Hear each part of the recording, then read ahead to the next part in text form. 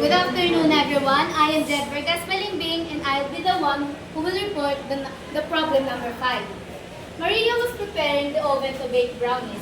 The recipe's direction was to preheat the oven to 350 Fahrenheit, but her oven thermometer was in Celsius.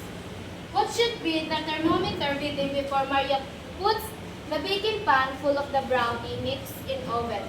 Para ma-convert natin yung Fahrenheit into Celsius, kailangan natin i-copy yung Fahrenheit, tapos i-minus natin siya into 32, kaya siya naging 318. Tapos yung 318 naman, ita-times natin siya into 5/9, kaya nakuha natin yung 176.67.